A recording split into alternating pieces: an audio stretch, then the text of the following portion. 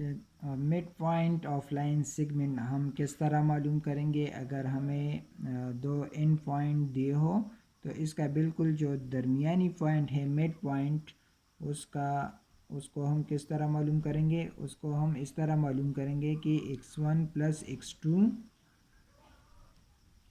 Divided by 2 comma y1 plus y2 divided by 2। ठीक है, इस फार्मूले की मदद से हम किसी भी लाइन सेगमेंट का मिड पॉइंट मालूम कर सकते हैं। ठीक है, और इसके अलावा अगर हमें ये पॉइंट और मिड पॉइंट दिया हो तो हम ये एंड मालूम कर सकते हैं, और अगर ये मिड पॉइंट और ये एंड पॉइंट दिया हो तो हम ये मालूम कर सकते हैं। ठीक है, ये 3 पॉइंट्स है, 2 एंड पॉइंट है, एक मिड पॉइंट है। इन तीनों में जो भी 2 गिवन हो तो तीसरा हम फिर मालूम कर सकते हैं।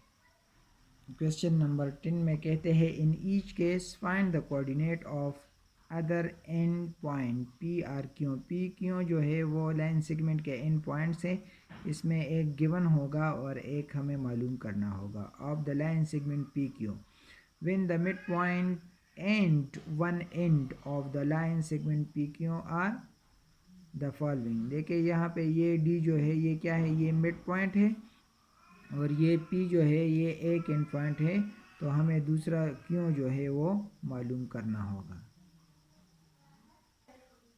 देखिए यहाँ पे वन एंड पॉइंट जो है पी ऑफ -1 -3 जो कि इसके कोऑर्डिनेट है x1 y1। Mid point D जो है 2 -1 इसके कोऑर्डिनेट xy, और अदर एंड पॉइंट जो कि हमें मालूम करना है x2 y2 है। ठीक है, तो हम जानते हैं कि मिड पॉइंट के लिए जो फार्मूला है डी ऑफ xy वो है x1 plus x2 divide by 2 y1 plus y2 divided by 2। तो ये मिड पॉइंट तो हमें दिया है, देखें ये 2 -1 है। क्या है? 2 -1, और यहाँ पे x1 क्या है? -1 प्लस x2। अच्छा, ये डिवाइडेड बाई 2 कॉमा y1 यहाँ पे हमारे पास -3 प्लस y2 अननोन है, तो इसको अपनी जगह पे लिख के। ठीक है, अच्छा अब हम क्या करेंगे? अब हम कंपैरिजन करते हैं, comparing the corresponding element both side. Comparing the corresponding elements both side, तो यहाँ पे कॉमा से पहले हमारे पास क्या है? 2 है, और इस साइड पे जो ऑर्डर्ड पेयर है इसमें कॉमा से पहले क्या है? -1 प्लस x2 डिवाइडेड बाई 2। ठीक है, इसी तरह से यहाँ पे देखिए कॉमा के बाद क्या है? -1, और यहाँ पे कॉमा के बाद जो सेकंड एलिमेंट है वो -3 प्लस y2 डिवाइडेड बाई 2 है। ठीक है, अब हम इसको सिंप्लीफाई करते हैं और इससे x2 और y2 के वैल्यू निकालते हैं। ये 2 डिवाइड में है, इस तरफ आएगा तो ये इसके साथ मल्टीप्लाई हो जाएगा, और यहाँ पे हमारे पास -1 प्लस x2 हो जाएगा। सिमिलरली ये 2 जो -1 के साथ मल्टीप्लाई हो जाएगा, इसको इस तरफ लेके तो ये मल्टीप्लाई हो जाएगा, ये -3 प्लस y2 हो जाएगा। ठीक है, 2 2 ज़ा 4, और ये जो -1 है इसको इस तरफ ले आए तो ये +1 हो जाएगा। सिमिलरली ये -2 और ये -3 जब इस तरफ लाएंगे हम तो ये +3 हो जाएगा। ठीक है, तो यहाँ से हमारे पास जो x2 की वैल्यू है वो क्या होगी? 5, और जो y2 की वैल्यू है वो 3 - 2 वो 1 होगी। तो अब देखिए यहाँ पे जो हमारे पास अदर एंड था क्यों, वो x2 और y2 है, तो अदर एंड हमने मालूम किया। अदर एंड जो है वो क्यों ऑफ x2 y2। ठीक है, तो यहाँ पे जो x2 की वैल्यू है वो क्या है? 5, और जो y2 की वैल्यू है वो क्या है? वो 1 है। ठीक है, पार्ट बी में mid point D of xy हमें दिया है -3 -4। वन एंड जो है p इसमें मालूम करना है x1 y1, और अदर एंड जो है क्यों x2 y2 वो हमें गिवन है 2 4 है। ठीक है, तो हम मिड पॉइंट जो फार्मूला है वो यूज़ करते हैं D of xy is equal to x1 plus x2 divided by 2 y1 plus y2 divided by 2। अब हम इसमें वैल्यूज पुट करते हैं। देखिए डी की जगह हम ये वैल्यू पुट करेंगे -3 -4, और इस साइड पे x1 जो है वो अननोन है, तो इसको हम अपनी जगह पे लिखेंगे। और x2 जो है वो यहाँ पे हमारे पास क्या है, वो 2 है, डिवाइडेड बाई 2 कॉमा।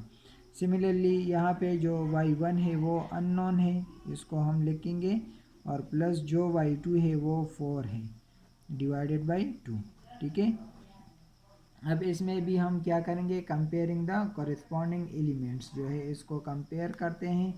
तो यहाँ पे जो कॉमा से पहले हमारे पास जो एलिमेंट है वो -3 है, और इस साइड पे जो कॉमा से पहले है वो है x1 + 2 डिवाइडेड बाई 2। ठीक है, तो देखिए यहाँ पे ये जो 2 है इसको ये डिवीजन में है, इस साइड पे ये -3 के साथ मल्टीप्लाई हो जाएगा तो ये 6 हो जाएगा। ठीक है, x1 + 2। अब ये जो +2 है इसको इस तरफ ले आए, तो ये -6 - 2 = x।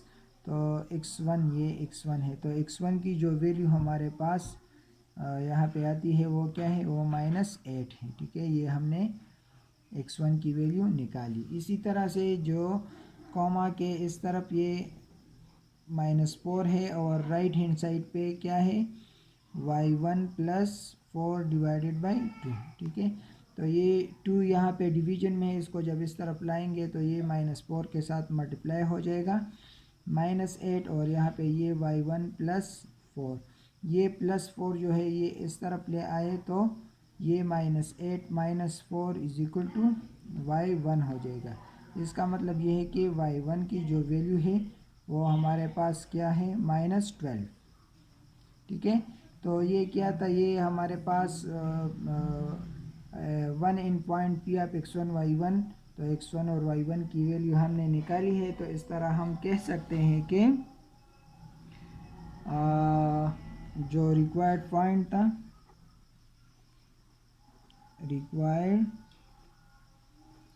पॉइंट P(x1, y1) वो हमने मालूम किया, जो कि -8 और -12 है।